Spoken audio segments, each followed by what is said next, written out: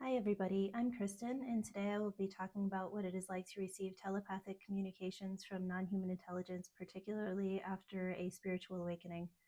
So, these telepathic communications would typically appear in the form of the different clairs. So, that would be clairvoyance, clairaudience, clairsentience, um, and so I have experienced all of these. And even though I am a lifelong experiencer, a lot of these kind of capabilities and occurrences kicked in after 2021 when I started having a lot more activity happening in my life. And I started to see a lot more kind of objects in the sky and all that type of stuff.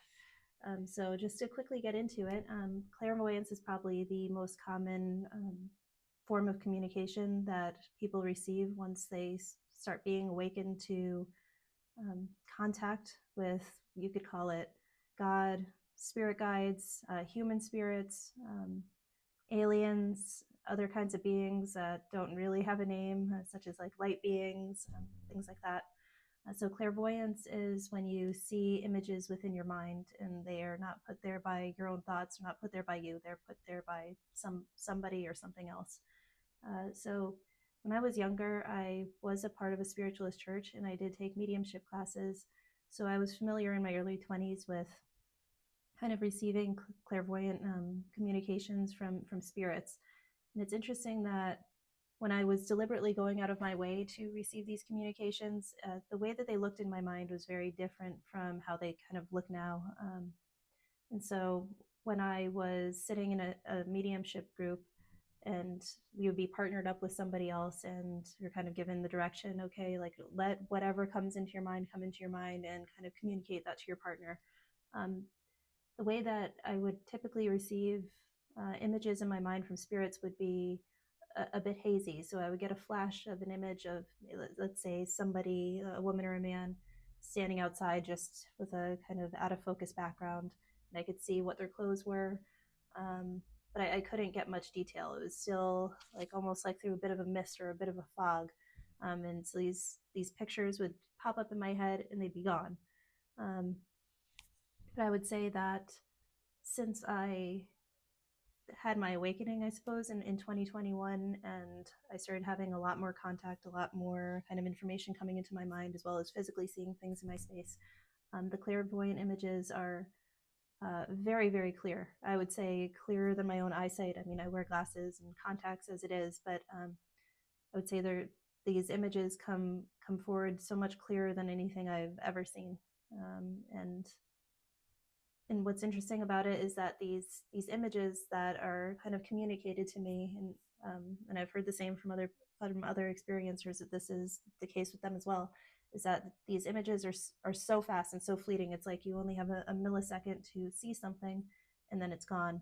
And particularly with downloads, a lot of people have clairvoyant downloads where they'll see image after image after image after image after image, and you kind of can't grasp onto all of it. And so that's all kind of stored within the back of the mind, and you can't really hold it. So you know that it's there, and you have a kind of sense of sort of what was shown to you, but not completely.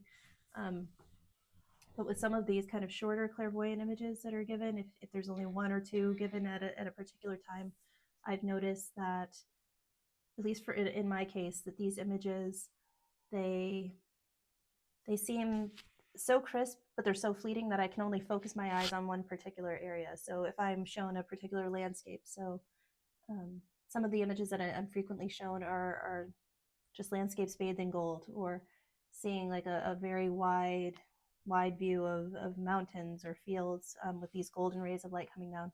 But when I see this, um, my focus is only on one tiny portion of the picture that I'm shown, and then it's gone. So I can get a really clear idea of this crisp picture from like just the one little mountain peak that I'm looking at when it flashes, or the one little detail of an eye that I see when a person is shown, or a being. And it seems like everything else is kind of in the periphery. I don't have time to take it all in. So it's a bit frustrating, I suppose. I'm grateful that I've been given this capability and this gift, and I'm grateful for the things that I've been shown. But it does get a little bit frustrating, kind of trying to relay to somebody else, like, well, what exactly did you see? Especially if there was a big scene with more than just a face, or more than just one figure, or more than just a house in a field.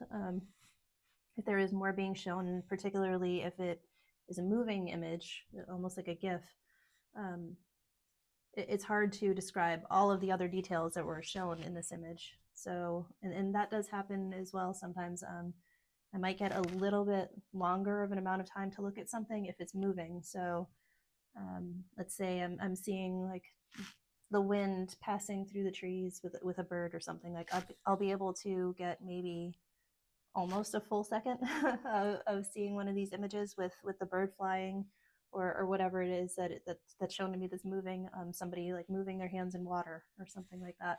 Um, but again, it's because I'm looking at the motion in that very short amount of time of what's being shown to me. I can't get the broader scope and detail of the edges of those images. So that might be something to be aware of if you believe that you're starting to receive communications. It seems that like you could tell that the clairvoyant communications are separate from your own thoughts, because they do come in almost in this manner for a lot of people, just fast and crisp, super clear, more real than reality, I would say. And then the other big type of clair that has kicked in my life, particularly after my awakening, was clairaudience. So when I was kind of training in mediumship, I didn't receive anything that was audio in my mind. But it is something that occasionally occurs now. It's not, I would say it's not my strong suit, but it has happened enough times that I know what it feels like when I'm receiving a communication versus hearing something within my own mind, which would be my own internal voice. So um, knowing that it's a communication, the first thing that stands out to me is that it is never my own internal voice. So the way that I think it sounds like what you're hearing right now, except maybe a little bit more flat, not as much cadence to it, but I do hear my own thoughts the way that I'm speaking. So when I receive these communications from something else, it almost always it sounds like it's coming in a masculine voice, and it's different types of masculine voices. So the most kind of shocking one that I believe that I've heard is a very loud, direct, kind of commanding voice. So a few years ago, I was practicing the law of attraction. That's a whole separate type of topic to get into at another time. Um, and I was really just focusing on winning the lottery, as we all do, I suppose. And I just moved into a new house, and there were a lot of things that need to be fixed. And just during this time that I was going to sleep, just kind of imagining that I had a winning ticket. One morning I woke up to a very loud voice in my head giving me the numbers that would be pulled later that day. So I heard 2579, and it sounded like robotic and almost military like a man's voice that sounded very loud. And as soon as I woke up, I thought that surely can't be lottery numbers, but I'm going to play them anyway. And I remember telling my husband about it. I told my brother about it when I woke up, and I was just saying, like, heads up, like if it ends up winning something, like that, you'll know that I'm telling you beforehand, so it can kind of be proven. And so, like, sure enough, that night, the numbers were pulled for the state lottery that were told in my mind. So that was really cool, and it did help to pay for like a wood stove to be put into my home. And I've heard that type of booming, loud voice again. There was a time that I kept being woken up to this kind of message of anoint your home or anoint the home, and it went on, I would say, for 3 nights or 3 mornings over a course of a few weeks. And I ended up kind of looking on Google, like in YouTube, like what does this even mean? Because I'm not familiar with anointing. I'm not familiar with religious practices really at all that are structured. And it seems really interesting that I had gotten that message, because a lot of other people were making YouTube videos that particular week saying that they had also been woken up by a very loud booming voice saying anoint your home. So I ended up doing it after kind of reading more about it and watching other people doing it and putting up their practices on YouTube. But I'm still not quite sure that why that message was given, but I listened. um, and then there is clairaudience, that's also very clear, but not as loud, not as booming. And so I will hear occasionally just like this kind of calm, soft whispery voice, and it kind of gives answers to questions that I'm thinking about. And again, masculine. And so I sometimes call it the God voice, but it really could be, it could be a guide, it could be a spirit, it could just be a being, something that I can't really wrap my head around, but I do hear this masculine voice that is always kind, it's benevolent, and it kind of gives me, I would say, insight or direction, and that's always kind of helpful. And then the last type of clairaudience that I've experienced is like, especially if it's coming from a non-human type of being. So like, let's say it's coming from something that I see within my mind as being like alien or gray or light being or something like that. I'll hear like garbled kind of sounds, which are really kind of hard to make out. So in my mind, when I get those types of communications, it's almost like a word, but it's like cut into bits and cut into pieces. So like, um, let's say like I was going to be getting a clairaudient communication. It might sound like or something like that, or it'd be like and I would like kind of have to go back in my mind and be like, what was that? Like, can you make that clearer? Like, I'm not picking up too clearly what it was that you're trying to communicate. And then a lot of the times, it will get a little bit clearer. So like, let's say if they were trying to communicate butterfly for some reason, so the first time around it might sound like or something like that, and then I'll ask for clarification within my mind, and I'll get like or something like that. And so like the front portion of the word, I'll get it a little bit better. I guess I could hear it a little bit better, but it's still really sped up and still kind of garbly. It's very difficult getting those types of communications. And usually when they start coming in that manner, I'll ask, can you switch to pictures? Can you switch to clairvoyance? Because I can, even though they're very fast fleeting images, I can get the whole kind of the whole idea of what they're trying to communicate a lot easier. I have not ever seen any clairvoyant images of words yet, but maybe that is something that will be happening in the future. I know that there are other experiencers that have seen words kind of pop up in the front of their mind, or they've seen numbers pop up in their mind. And then there is also clairsentience and claircognizance, that are ways that there could be telepathic communications coming in. So clairsentience is when you just feel something.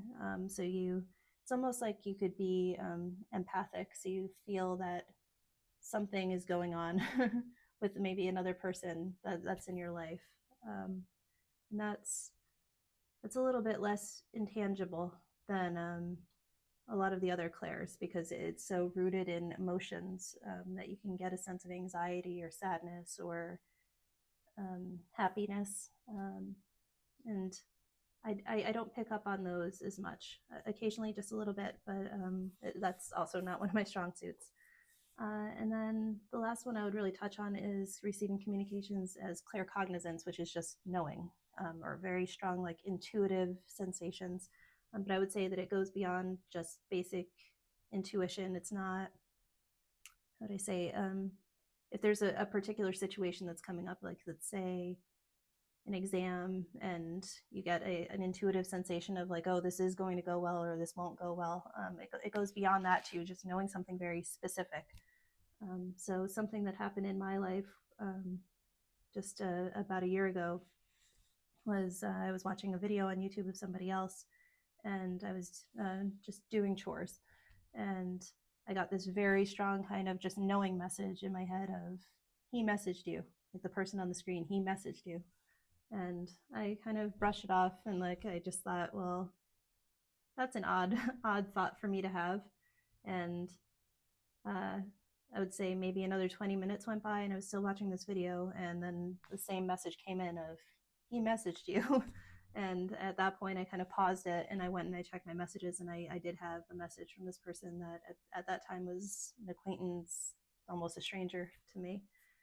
So those types of things can happen too. And for other experiencers, the claircognizance can go a lot deeper to knowing that somebody is about to pass away. And that did kind of happen to me when my father passed away, even though he had been in the hospital for weeks, I knew the morning um, that he died, that he was going to die that day of all the days that he had been sick. Other experiencers might know that there's going to be a car accident. They'll just get this overwhelming knowingness of don't drive in this certain direction, don't go on the highway today, don't turn down this certain road today, and they'll just get the strong like gut feeling of like, no, don't do that. And they'll come to find out that later on there was an accident on the road around that time that they would have been there. And so claircognizance, well, again, it kind of morphs into intuition. It feels a bit like intuition. There are definitely like these kinds of just like knowing communications that are given to people that are very specific, that are meant to, I suppose, help people on their life paths. And so again, I just want to reiterate that a lot of these things that I've just been talking about, I didn't have these things in my life or happening until very recently, just the past few years. And I'm 40 years old now. And so I was well into my life before all of these things started happening to me. And I know that it can be a shock to a lot of people. They might think that there's some kind of psychosis, there might be something wrong when these things start happening to them. And there's not. This almost seems like the evolution of the human soul within the human body. It's something that feels very natural, but it's also jarring at the same time to suddenly be awoken to all of this kind of being real, and that the idea that all this kind of like magic can really happen in life. And a lot of people will be very skeptical of it happening because unless they have it happen to them, it's hard to understand how this could be occurring in somebody's life, especially if it starts happening at a faster and faster rate, and it almost seems like every day there's something that's magical or supernatural or paranormal going on. But I did want to make this video just for anybody else that might be waking up to their abilities and their gifts and wondering, well, is this my mind? Is this just me thinking, or is this coming from somewhere else? And I hope this did bring a little bit of clarity to what it feels like to receive communications, rather than just kind of being within your own head and thinking about certain things. So thank you very much for listening today, and I will see you in the next one. Bye-bye.